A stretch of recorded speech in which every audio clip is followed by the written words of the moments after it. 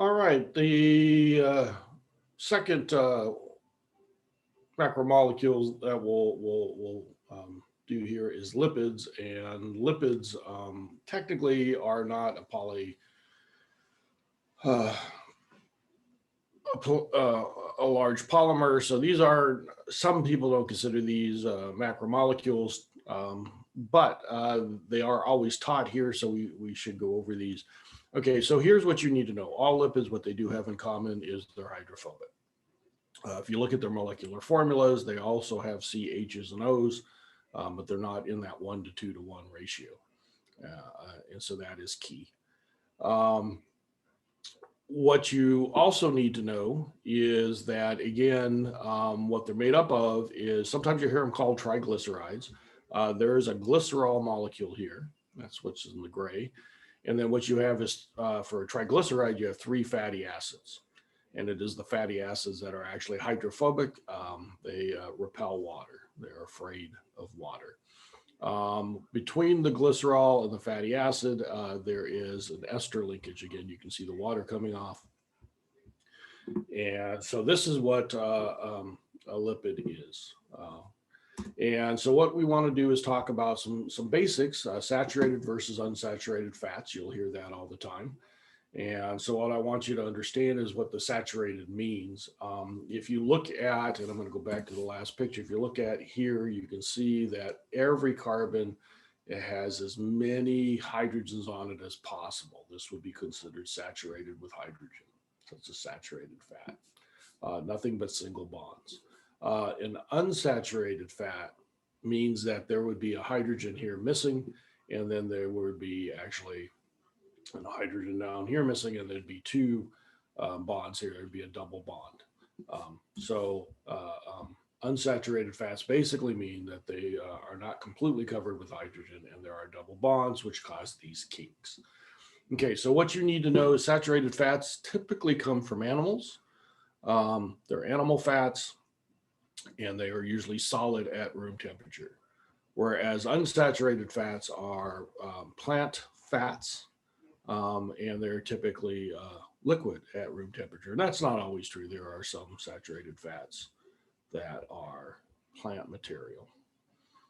And so what we're going to do is take a look at these. Now, the other term I need you to know is trans fat. Trans fat are artificial fats. These are actually not good for you. These have been man-made. They're not typically found in nature. And you might if you look at the packages, you might see things like partially hydrogenated fats. That's a trans fat. That basically what they're doing is taking an unsaturated fat that is not good for, or that is good for you, and they're putting hydrogens on it and making it not good for you. As a matter of fact, it's worse than a normal saturated fat, because our body does not know what to do with it. And so you should have hopefully a diet low in trans fats, but they're found in chips and other things. So fried foods. Unfortunately, though, the way things go is saturated versus unsaturated is saturated fats are the ones that taste better to us and make you feel more full, where the unsaturated fats are the ones that are good for you. If you eat food and it's unsaturated, often after a short period of time, you may feel hungry again. Whereas with the saturated fats, you want a nap. So anyway, so the difference. Okay, just going to give you another example. Phospholipids. This would have a glycerol molecule, and instead of having 3 fatty acids attached to it, it has 2 fatty acids. Again, the hydrophobic tails, but then one of those is replaced with a phosphate group. And we're going to talk about this more when we talk about membranes. Phospholipids are a major structure part of membranes, and so we will delve into that later. I just wanted to mention it here. And then lipid functions, there's quite a few of them. One is energy storage. So this is long-term energy storage, lots of energy stored in fat. Some of us are storing more energy than others. Shut up. All right, the next one is cushion internal organs.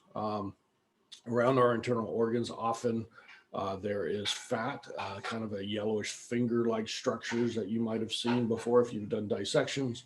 And often pregnant females will have a lot of these surrounding their internal organs to cushion it from damage.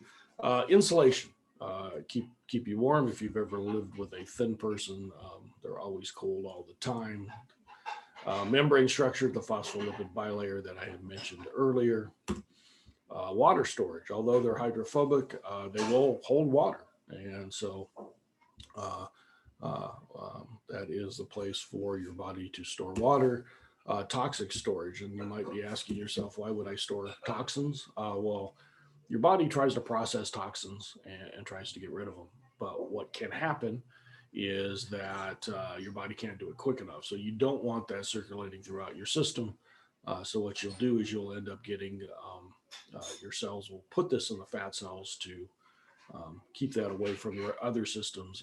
One of the problems could be if you go on a crash diet and lose a lot of weight very quickly, all those toxins can be dumped back into your system and make you sick. So you got to do that carefully. And then the last is chemical messengers. Some lipids act as messengers. And so what we're going to do is we'll look at one, steroids. So steroids are a